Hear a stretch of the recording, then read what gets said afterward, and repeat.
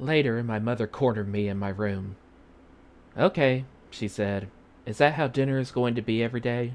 A madhouse?" "It's not my fault," I told her. "All I did was get promoted to fourth grade." My mother sat on the bed. "Sudsy, maybe you're taking this too seriously. It's just a school kid's rhyme, you know. I'm sure it will pass over in a day or two." "Sure," I sneered. "Tell that to all the kids at school calling me a rat. Tell it to Zippernose. Tell it to Joey." "What does Joey say about all this?" I laughed. "Ha! He loves it. He's glad he's a rat. He says it's nature's way. He says it's a step up to being a man." She chuckled. "The way to a man is through a rat, huh?" "I keep telling you, it's not funny." "You're right," she said. She spanked her own hand. "There. Bad mom. That'll teach me." I glared at her. "You can forget it if you're trying to make me laugh. It's not working."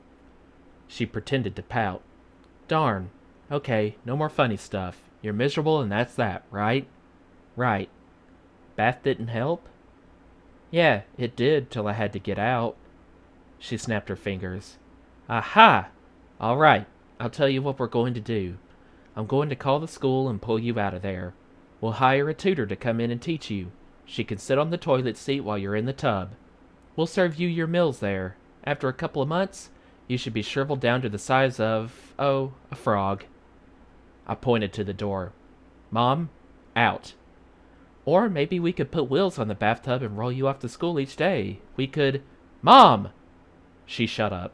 She stood. She was biting her lip to keep from cracking up at her own hilarious self. She took a deep breath. She put her hand on my shoulder. "Tell you what, there's more than one way to becoming a man." "What's that?" I said. "Go sweep the sidewalk. You'll be a man in no time."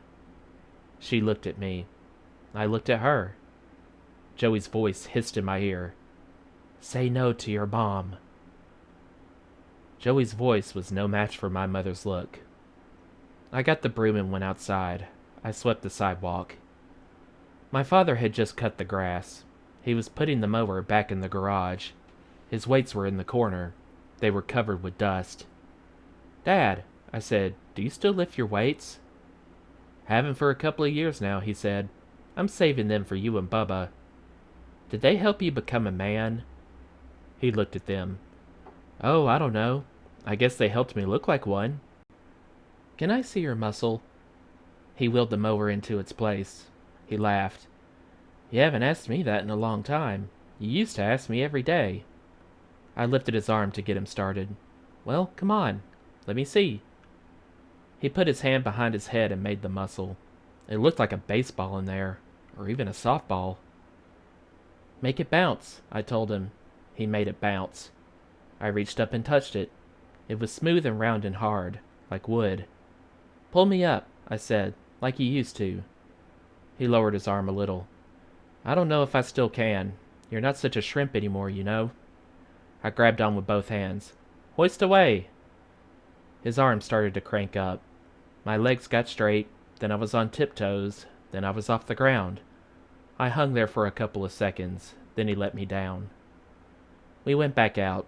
He closed the garage door. I asked him if he used to take a lunchbox to school when he was in the fourth grade. He thought. He nodded. "Yeah, I did." "Did it have anything on the outside of it?"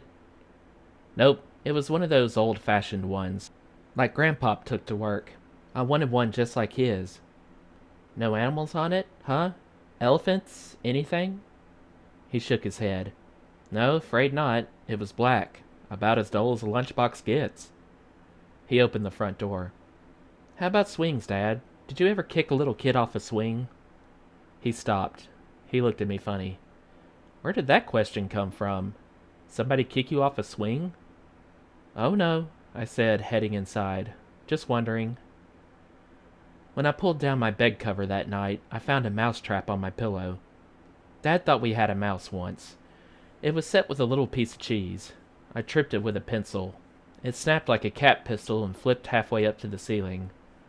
I grabbed the trap, charged down the hall to Zippernose's room, yanked open her door, and rifled the trap into the dark, right about where she would be lying in bed. The phone rang. I didn't bother with the squawks coming from Zippernose's room. I picked up the phone. A voice whispered, "Did you say no to your mother?"